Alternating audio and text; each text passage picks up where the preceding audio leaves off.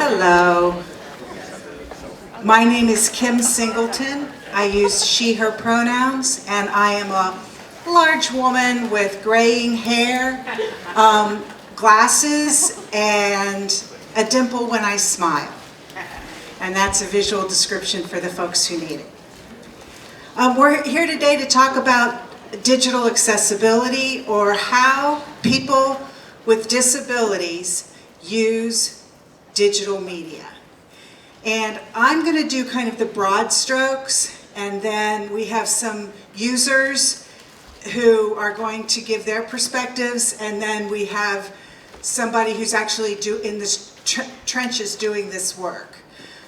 I am the Senior Director of Tech Owl here at the Institute on Disabilities at Temple University.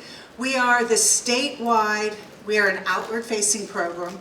We're the statewide Assistive Technology Act program, which means that we know that there are 57 million Americans that have a disability. We serve those Americans who live in Pennsylvania.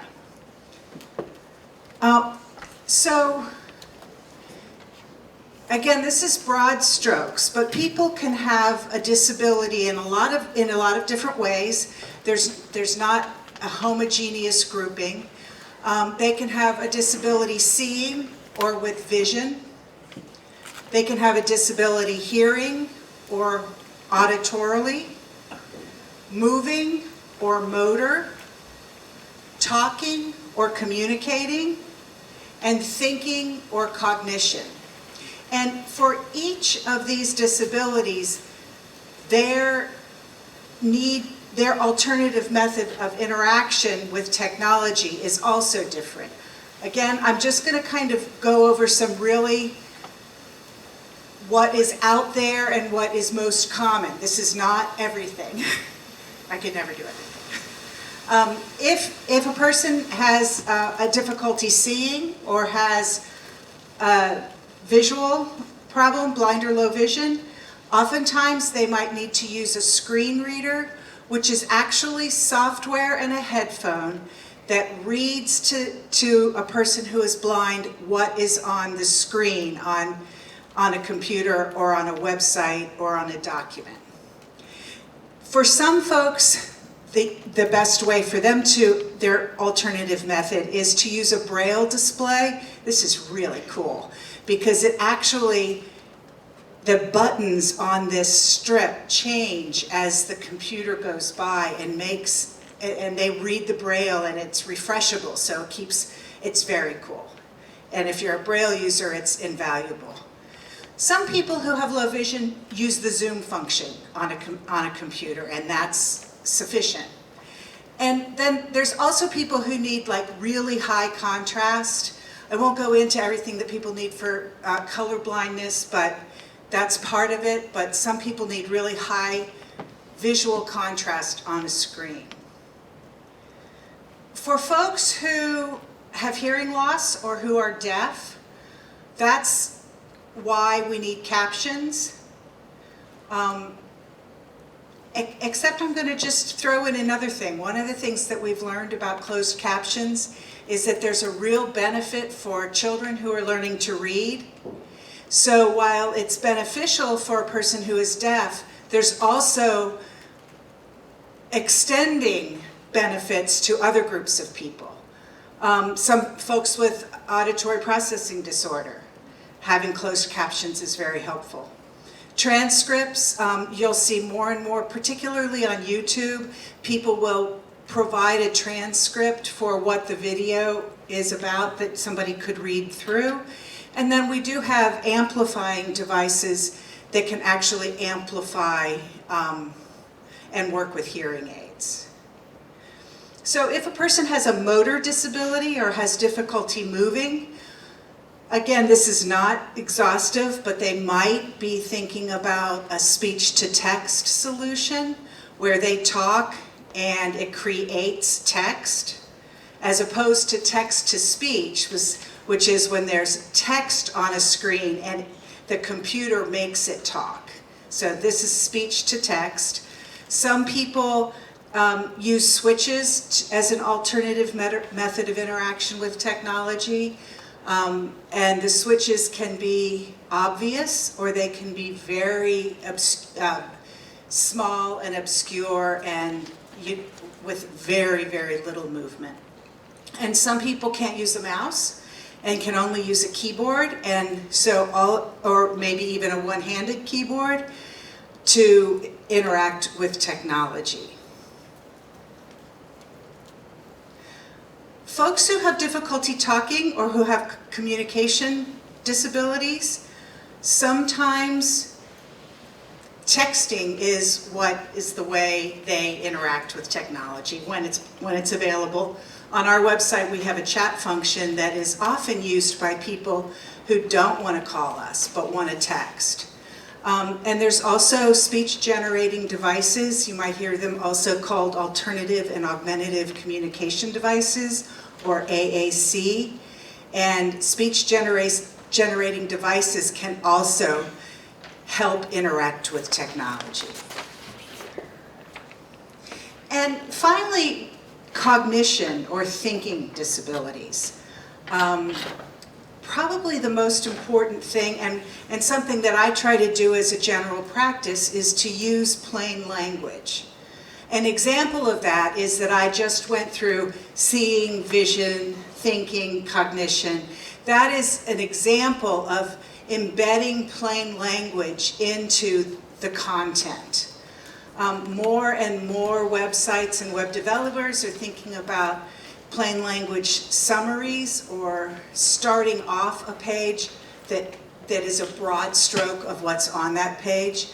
Also, thoughtful organization and lots of white space is particularly helpful for folks who have thinking or cognitive disabilities.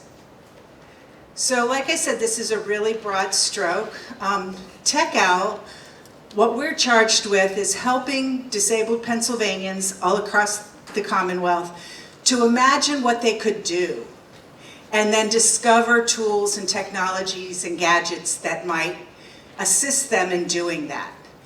And then to explore possibilities and maybe come to a demonstration and see 3 different things that might work.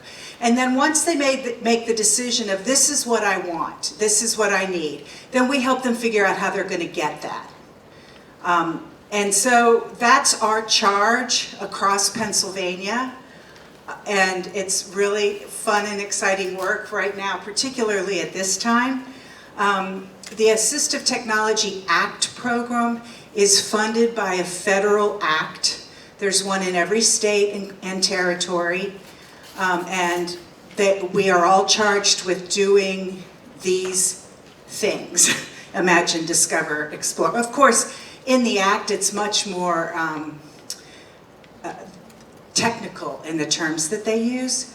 And our Assistive Technology Act activities are one of a variety of programs and projects that we run.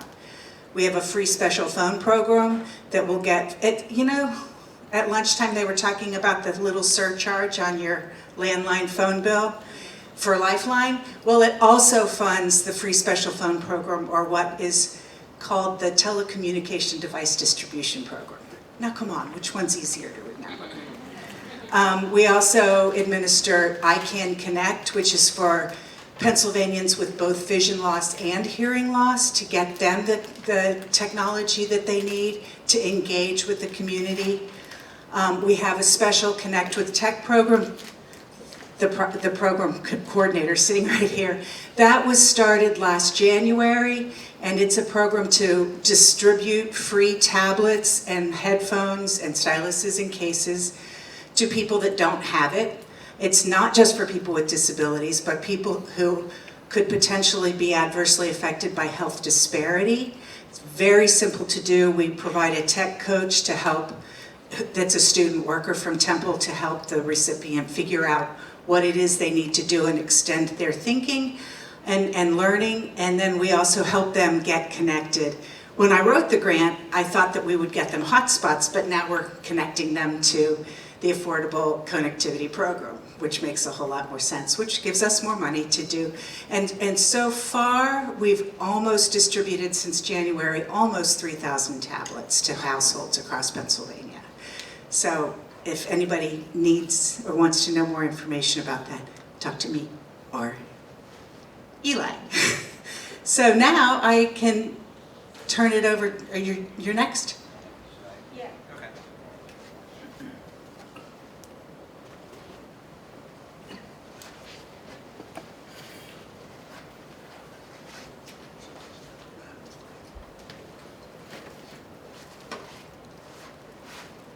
Okay, let me just switch over here if I can. I'm more of a Mac person and this is a PC, so I'm gonna try to figure it out. Okay, I got it.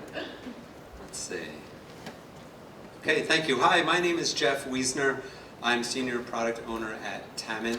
I use the pronouns he, him, and this is a new one for me. So I also wear glasses, short hair, no dimples. I'll have to think of a way to describe myself, but I love this. This is kind of part of why we're here, is to learn more. It's always evolving.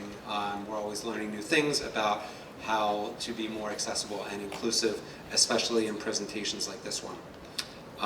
So up on the screen here, my first slide, who we are, I kind of already mentioned, but Tamman is a design and development agency in Philadelphia. We're at 4th and Market. Of course, now we're all actually at home, but we still say we're at 4th and Market, and sometimes we go in person for special events. So we design custom websites and applications. Sometimes we'll build off of existing platforms, for example, WordPress, but for the most part, we build everything from scratch. So we have some great opportunities to build accessibility into our platforms or our tools right out the gate. And accessibility and inclusive design are among our top priorities, so that's part of why we're here, is to learn more. Okay, as I mentioned, my role as product owner, that may be a less familiar role to some people at a agency, a web development agency, but just to summarize it briefly, I represent the overlap between what the business needs, what the customers need, and then what technology can provide. So I'm in these very important conversations, hearing all of these different needs and offerings and trying to figure out what's the happy ground, what's the overlap across these three. And on this slide I included my name and contact information so that I think these decks are going out afterwards if anyone wants to contact me. So our team has unique opportunities to advocate for accessibility and inclusive design. So when clients first come to us with their project ideas, they may not be including accessibility and inclusive design on their roadmaps, and we can be that voice that says, hey, don't forget, you need to account for screen readers or contrast, or again with screen readers is alt text on images and a number of different things. So we can mention that to them. We can also mention it to other people in our team, so designers and developers. When we bring them onto the team, people are at different levels of awareness and understanding of what it means to make a website accessible. So we can kind of shepherd someone into understanding what that means and kind of advocating for that across our team. And then also, third point here on this slide is during testing. So we have a pretty robust QA team, quality assurance team, who does both manual testing and automated testing of everything that we create. And we run it through a series of tests to make sure that it is as fully accessible and inclusive as it can be. So the core services that we offer to our clients are testing of either existing websites or properties that we're building for them, also documents and PDFs, because PDFs need to be accessible, especially if they're available online and people are downloading them. They need to be able to access them with screen readers, for example. We can also help companies who maybe have their own in-house team who are developing websites but need assistance on that accessibility and inclusive aspect of what they're building. We consult and train with other teams who want to get up to speed and be able to advocate for these things within their own teams, but maybe not using us to do their development for them. And then we do team extension, where we place people at companies, and those people can then become agents of change for accessibility and inclusive design. So accessibility and inclusive design, what are these two concepts? So accessibility, consider it kind of included within inclusive design, hence the name. So, and if I get any of these details wrong, I hope anyone else on the panel corrects me. But accessibility is more in lines with disabilities. So as Kim mentioned, vision, hearing, mobility, neurological. These can also be situational, or environmental conditions, and then health conditions. Inclusive is also adding into that language. I think at the lunch event, CMAC was talking about things being available in multiple languages, culture, internet connection. That's a big topic today. Is do people have high-speed internet connections, and so forth. I don't want to read everything off of the slide just in the interest of time. Again, this will be available after today's event. So one of the things that we do to advocate in our team with designers and developers is to remind them of the broader audience of who they're building for. So we often get, like, we know who we are, we know who our team is, we know who maybe our client is, or other designers or colleagues, and that's kind of who we tend to think about when we're designing and developing, but we need to remember that there's a broader audience out there, and they may not have the most recent devices or a fast internet connection like we have and so on. So we just remind them of these differences and anticipate them. So I think this next slide, some types of disabilities, this is similar to what Kim was saying as far as the different types of disabilities. We have touch, seeing, hearing, speaking, and I put a note on this slide that what's missing is neurological associated disabilities, and that these disabilities can be permanent, temporary, or situational. Okay. So how do we help, another way that we help our designers and developers get into the right mindset for accessibility and inclusive design is, one example I bring up is billboards. So billboards, we're all familiar with billboards, and we kind of already know what those limitations are, what those restrictions are, because people are viewing these traveling at maybe 65 miles per hour, on the highway, maybe at night, maybe during the day. We only have a few moments to catch their attention. We have to make it big, not a lot of words, think about contrast. And so we just kind of take that for granted of, oh, obviously it's a billboard. These are the restrictions that are built into that. Well, it's the same with websites and mobile apps. We just have to get used to what those restrictions are, and they will also become second nature. So here on this slide, I have a few examples of different ramps that have been added onto buildings. As we go through the 6 images from 1 through 6, we kind of see different examples of when was accessibility thought of. Was it thought of after the fact, or was it thought of kind of in the early stages of design? So for example, in example number 1, we see just kind of like what looks like a regular row home with 3 steps going up to the front door, and then this ramp kind of just tacked on. It's like metal, and it kind of extends a far way into the lawn, and it doesn't match the aesthetic of the building, and it's pretty obvious that it was not thought of in the initial design of that building. But if we fast forward all the way to image number 6, and we see this very beautiful, elegant ramp that kind of curves around, and it's inside of a building, and it's very pleasant to look at. And this is at Children's Hospital, and I showed this to my daughter, and she's like, I know that ramp. My brother and I love that ramp. We play on it, and we run up and down. And so it's such a stark difference between it was thought of at the last minute, or just because someone brought it up, or a need suddenly arose, or it was anticipated from the beginning. And it's included in that thought process. Okay, so I've also had clients say like, well, we're going to do our best effort to make this website or this app accessible, but only up to a certain point, or we'll give it our best effort, so just do what you can. And so, I have some images here on this next slide of like, well, what happens when things are like kind of accessible, but not really? And so we have here 7 different images of examples of like, image number 1 is this really steep staircase and a really steep ramp next to it that just looks like a death trap for anyone going down, and they're gonna hit the ground way too fast, and going up it, I don't think it's possible. Image number 2, we see on the sidewalk we have a curb cutout and a ramp going into the street, but halfway across the street there's a median. So you're gonna get in the middle of the street and not be able to proceed. Now you're in traffic, and so on. There's some other examples, and then the last one, slide number 7, is a screenshot of this one individual's Twitter account. They They said, there's no ramp at the Smart City panel. I was invited to speak on accessibility, but it was a struggle to get on the stage. And there's a picture of, he's in a wheelchair, and there's these big, looks like big guys kind of having to carry him up those 3 steps. So just another reminder of, let's think about accessibility from beginning to end, all the way through the process, and try to anticipate all of these situations. Okay, so, and then I think this is my last slide, which is just a few kind of conferences and events I've been to around accessibility and inclusive design. What I've noticed is that each organization or each event, what they are focused on, they tend to get that aspect right. But there's kind of a broader spectrum of accessibility and inclusive design that we will miss depending on what our focus is. So here we have physical spaces need to be accessible and inclusive. Digital properties need to be accessible and inclusive. And then meetings and events like this one need to be accessible and inclusive. And so there's a number of different aspects to keep in mind with each one, and just to encourage you to talk to your audience early and often to get that feedback. So next I'm going to hand it over to, sorry if I went too long. Okay. I'll try going through quickly. My name is Diane Kehoe. I am a female. I use the she, her pronouns. I have long gray hair and glasses. I have 2 colleagues with me. I'll let them introduce themselves when they speak.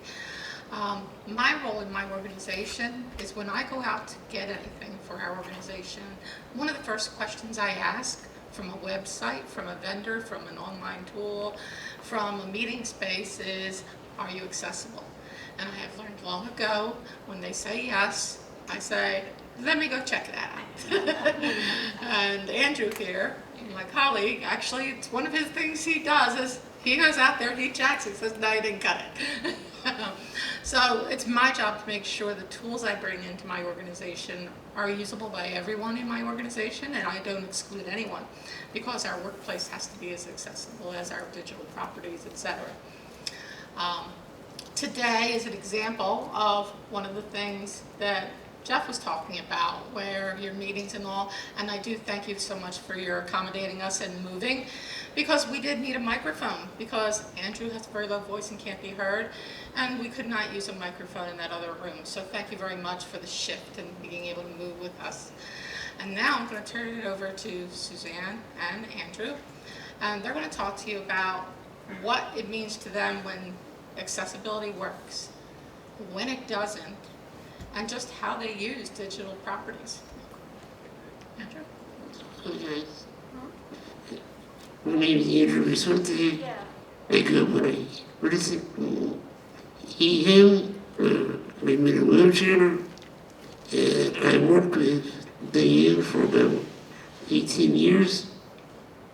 I do a lot of their marketing materials, and basically I use technology to work, shop, communicate, and anything else in between.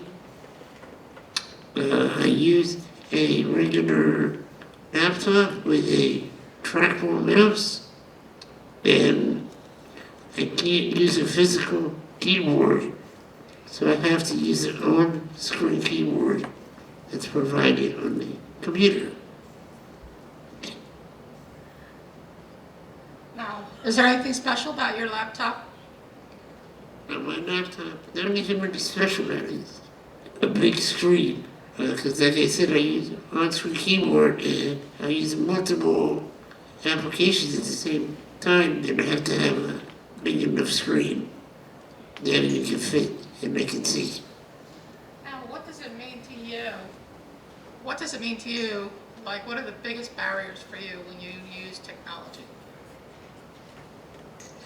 The biggest barriers would be like a keyboard. I can't use a physical keyboard, so what I use is an on-screen keyboard. And some websites or applications won't allow me to use it, so basically I can't use it, and I have to have somebody to help me physically use a keyboard, and it keeps me from being independent. I know one of the things we really had to work hard at was your use of a phone for work. Yes, because I can't pick up a phone like other people can, so we have to come up with different ways to have voice activated answering Yep. options and stuff like that. And one of the things that Andrew shared with me was when he encounters websites with timeouts, how does that affect you? Yeah, well, like I said, I'm not very fast on the computer, so I give them my tickets and I only give you 5 minutes. By the time I'm halfway done, it's still not enough time. And then I end up losing the tickets or having somebody else have to do it for me. Okay, so those are the kinds of things, and it's important to think that accessibility is not one size fits all, especially when you're encountering people as your digital navigators and you're saying, oh, this person needs technology, to just hand them any tablet or any laptop or any phone or any device might be is equivalent to not having it at all. You have to ask questions to find out what the need is, and then maybe you're going to be giving Kim a call and saying, hey, this is the need and I'm not sure how to solve it.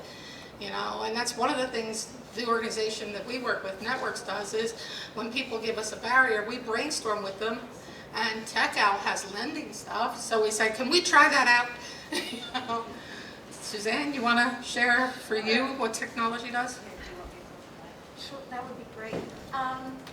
For me, well, I use it every day. And one of the things I thought I'd do, oh, by the way, I think, well, I am definitely a woman, and I use pronouns she and her. I don't remember what color my hair is. I think I'm getting a little gray. I don't know, because I can't look in the mirror. It doesn't compute. And I think I have blue eyes, but again, I'm not sure. This is what I've been told.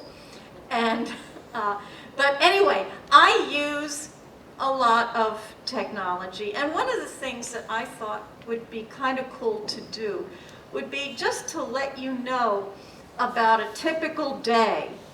I start out using technology as soon as I get up in the morning because my Apple Watch lets me know what time it is.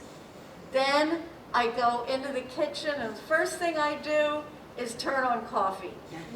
And of course I use a Keurig, and for me that's actually a piece of assistive technology because I don't have to worry about pouring water and all that stuff. It just makes my life easier. So then the next thing I do is I use my smart speaker to get me the news. Then I start reading email, find out and look at my calendar to see what things I have planned for the day. And I can use that on either my computer or my iPhone, whichever I feel like using at the time. Then this morning I had to play at a funeral before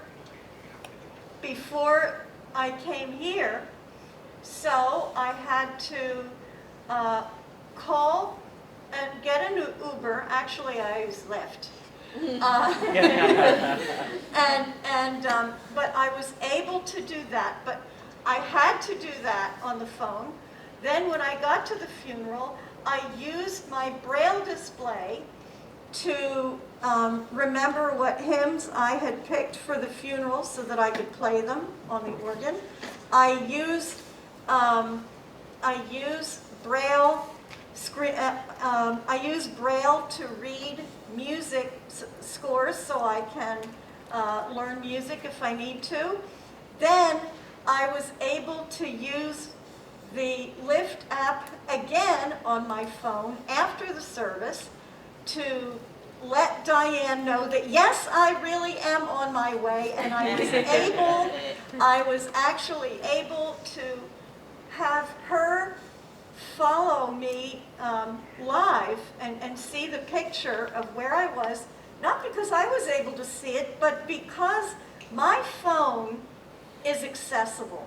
Because I can use my iPhone and I can use anybody's iPhone. So if you have an iPhone out there, I could use it. All I need to do is go into settings, make a couple of changes, and I can use any iPhone that's out there. Now, what makes it work is that people who create apps, as long as they do what Jeff tells them to do, right? Then the apps will be accessible. And now there might be some people who say, oh, well, you know, you can just add 1 or 2 lines of code and it'll be accessible. Well, you know what? You're better off going to a guy like Jeff, because Jeff knows what it takes to really make things accessible. And so be careful when you know, if somebody tells you that, oh yeah, you can do that, that's really easy, just add on these lines of code and you'll be all right. It's worth it to remember to, if you're working on a website, get it right the beginning. Start from the beginning and think about accessibility at the very beginning instead of tacking it on at the end. And yeah, that's basically it. I could go on. So I guess we could take questions for a few minutes if anybody has any questions about accessibility and technology and digital equity.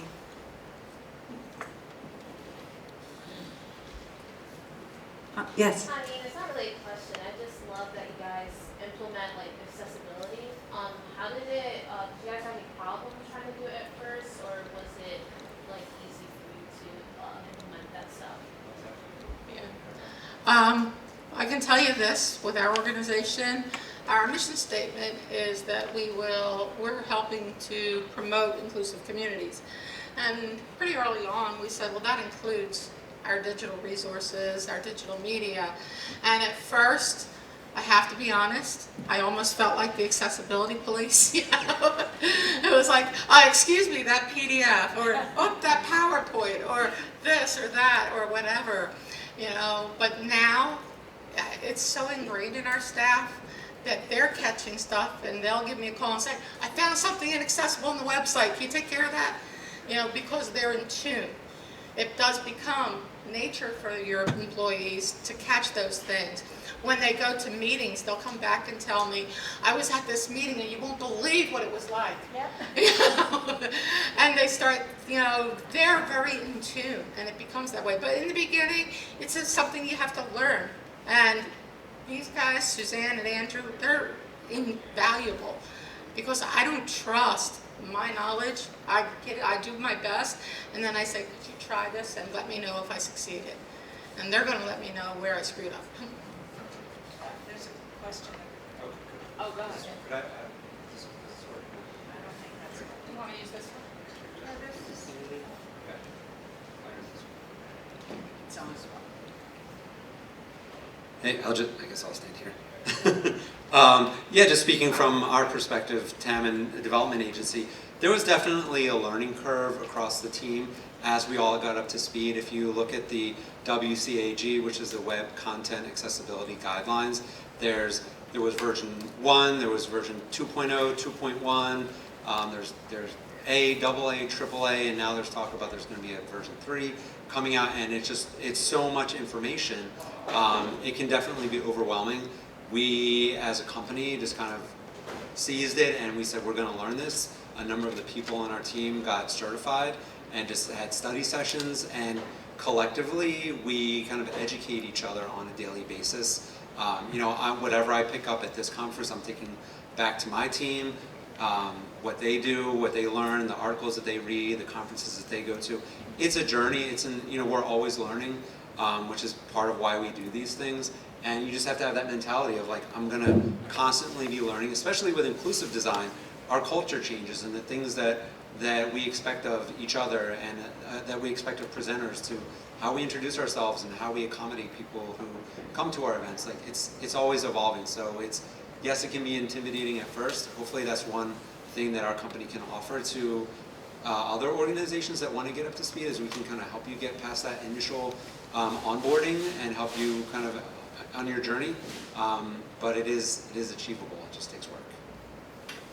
And, you know, there's a new act that is being introduced. Well, it has not been introduced yet, but it has to do with making websites and kiosks and everything else accessible.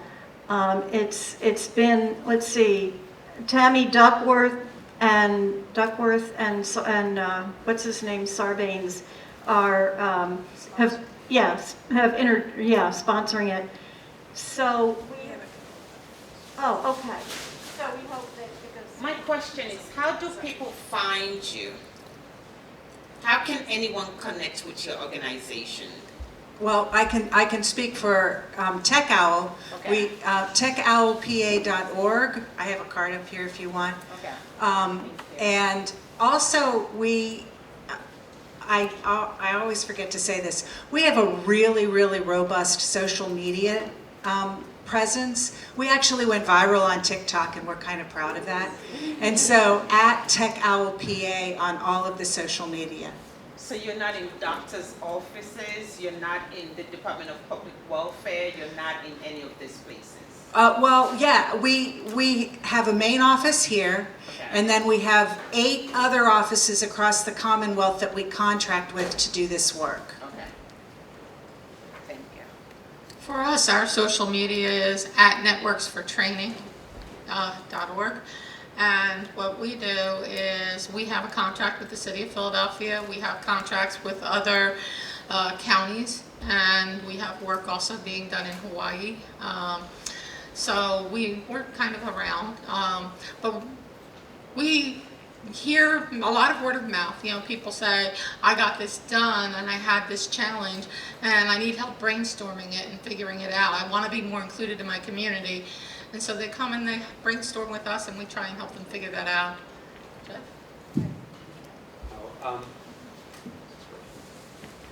Hello. Our website is tammaninc.com, TAMMANINC.com. Yeah, I had a quick question. Okay, it's on.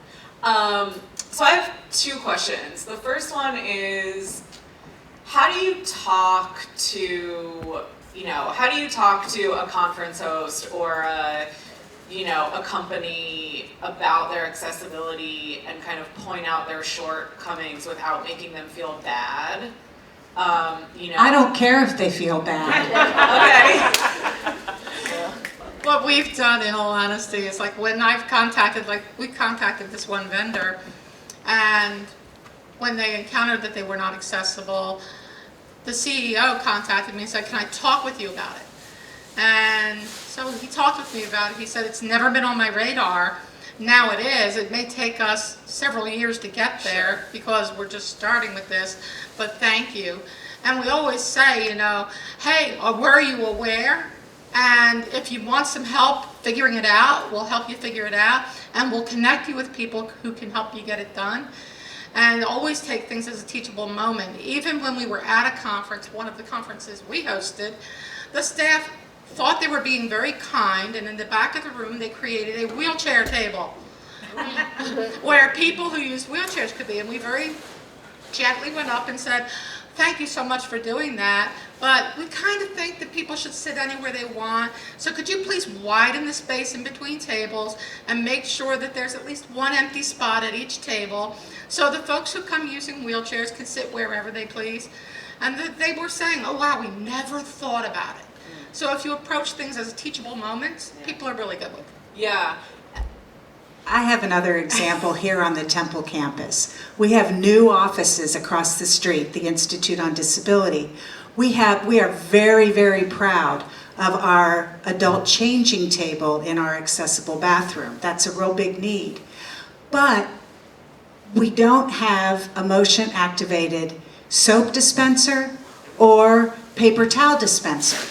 So that's not an accessible bathroom at that point. We also had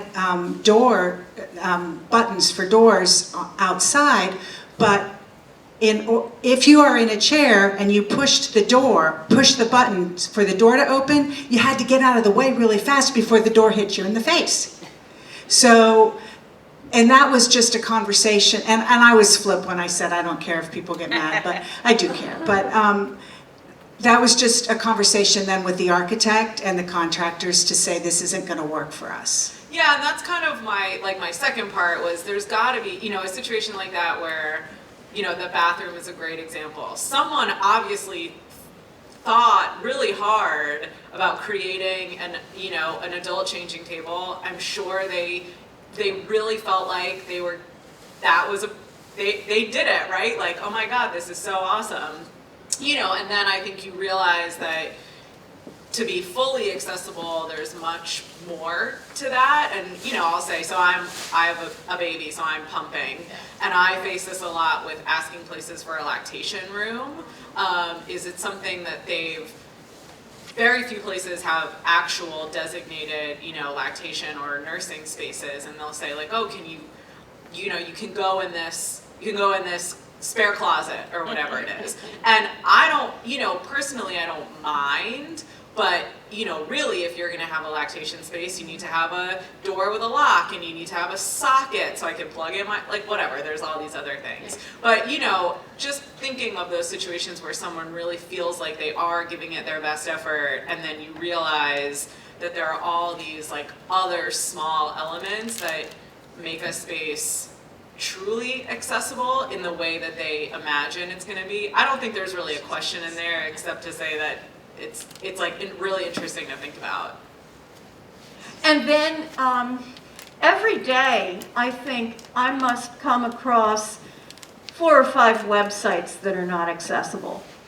Do I contact each and every single vendor? Like, for example, I might want to buy something, and so I'll go up to a website, and maybe it'll be accessible, maybe it won't.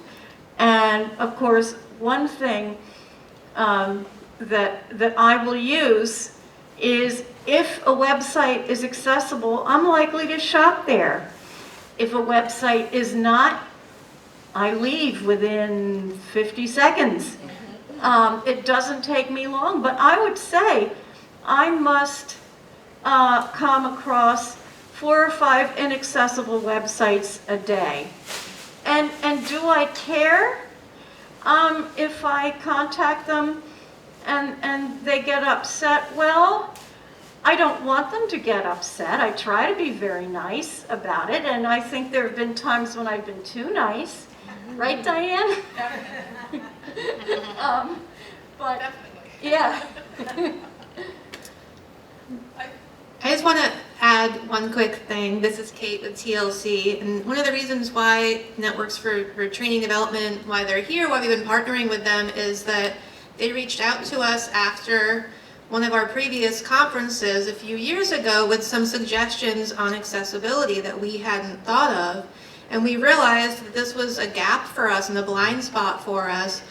And rather than being defensive or getting upset, we actually entered into a small contract with them so they could advise us and help us to be better. And we're still, it's always a work in progress. We were hoping to have captioning today, and it didn't work out.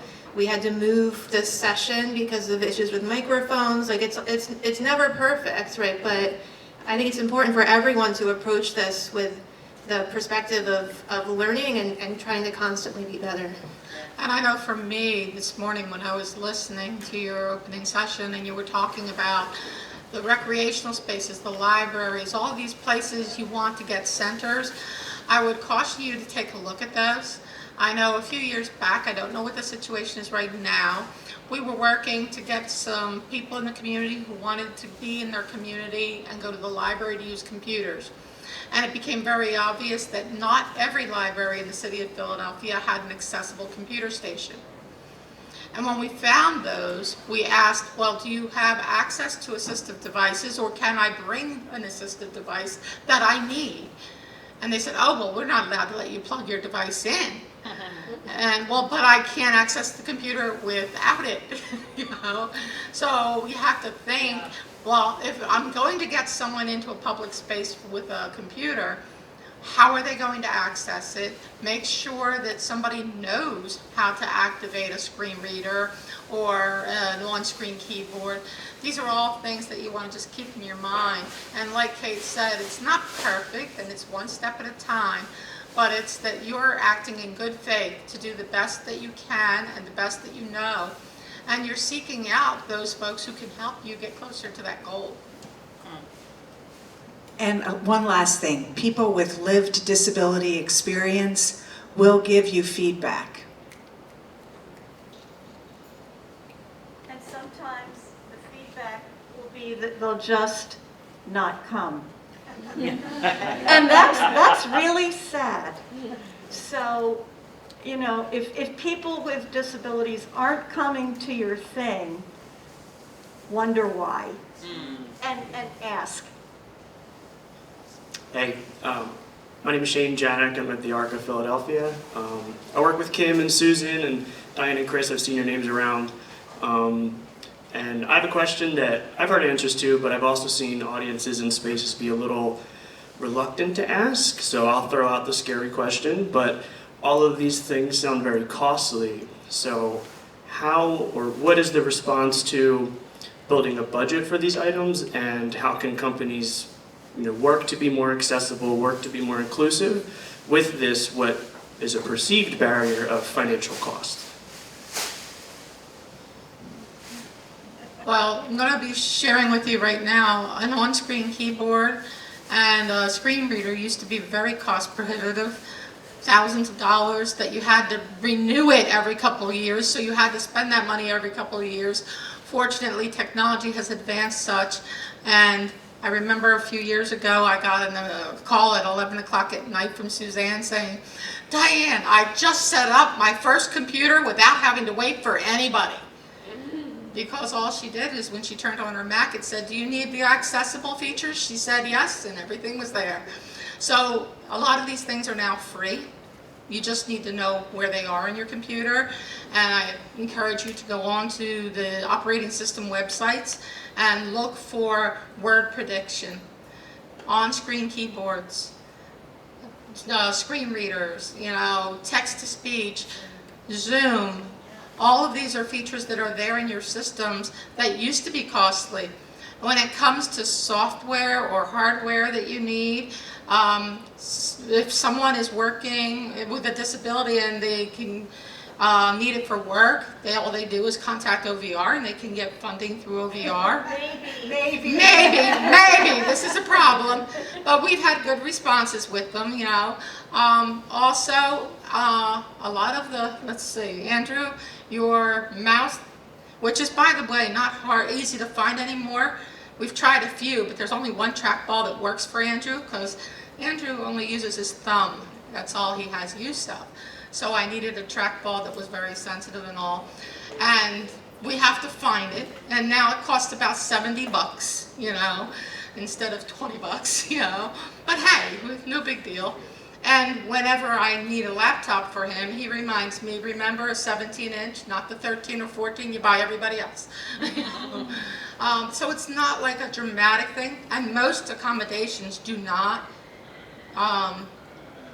There are some, but, yeah.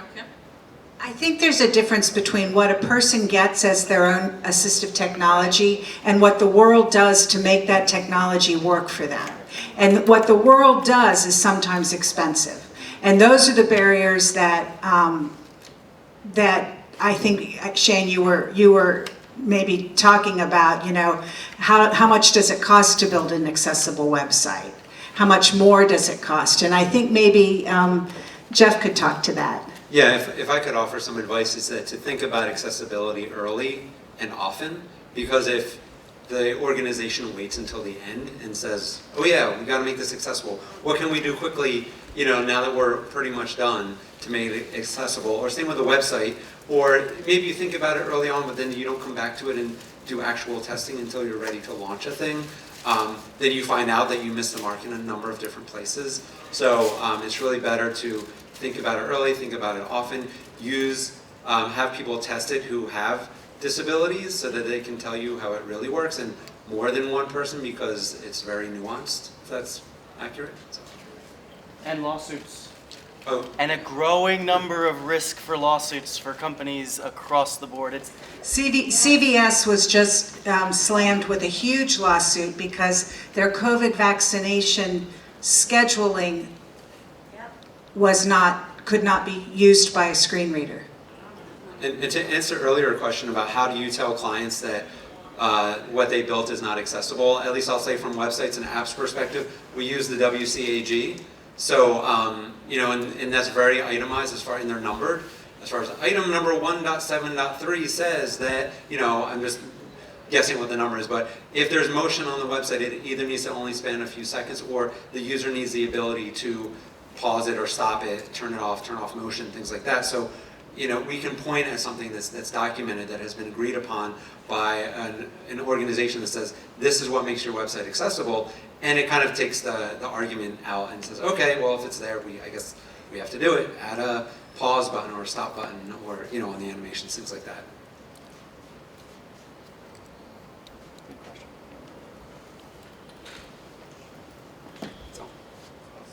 It seems like a lot of the issues talked about are created by people who don't identify as part of the disability community making a website or like making an app. Like, who do y'all see as leaders in the space that are employing people with disabilities to like make software, make hardware, and if not, like, what else needs to be done to make that like a path to employment? Suzanne, I want you to talk on this, but I know for a fact Suzanne advocates for collaborations with people with disabilities, and she does so, and she works with students sometimes. Could you share that? Sure. One thing that I've done in the past, and this is really what I like to do, I really enjoy working with students. I've been working for the last few years with students from Washington University in St. Louis in their senior design class. I've been giving them problems to solve, and they've been coming up with accessible solutions. And what I do is I guide them during the year. We talk about the device. One thing that we created was something that a blind person could use who has diabetes, and they could not only hear what their numbers were, but they could actually use this instrument that these students developed to feel where to put where to get the blood on the right part of the strip, so that the things they'd be calibrated, everything would be calibrated correctly. I need to have some lunch. It's been a long day. But that's one of the things, that there are more people with disabilities going into STEM fields, and I think that's really, really important. We need to have more people going into STEM fields. We need to have accessibility taught in engineering schools. That's why I really wanted to crash that engineering conference that's going on over there. But it needs to be not a special thing on its own, but it needs to be integrated in the curriculum. I also think that organizations need to commit to bringing people with lived disability experience to the table, and hiring and commit to doing that, and that's how we'll get better. And I would just add, my name is Marty, I'm also with Tamman, I'm a colleague of Jeff's. The ADA, which is arguably the most important civil rights legislation of most of our lifetimes, has not moved on employment. The numbers of when it was passed to the numbers now are the same. It's the one area it's completely failed. And there's a lot of reasons for that. So that's one fact that I'll give you to kind of continue to think about, that there's just not enough people with disabilities working in the American workforce. 8 in 10 people are not involved in the American workforce. 8 in 10 people with a disability are not involved in the American workforce. That's a huge number. So that's the first thing. The second thing I would say is, I loved that we started with 57 million Americans as a statistic that was up there, but I would urge that we think about it in a very different way. I think your example of the lactation room is the way we need to start thinking about it. It's far greater, because it's not just permanent disabilities. It's permanent, situational, episodic, temporary. It's something that has to be across the board. We all are in recovery for something, and we all are probably going to be having disabilities and need an accessible world for ourselves. So I love that that statistic is there because it drives it home and it's hard, but that number is far greater. So put both of those things together. It's a lived experience for almost all of us. So the people that are creating these websites are people with cognitive disabilities, whether they're on the autism spectrum, it's people with visual impairments, and so we're all using accommodations on a regular basis. It's a much broader thing. Anyway, so that, I could go on, but you get the idea. If we all live long enough, we will age into disability.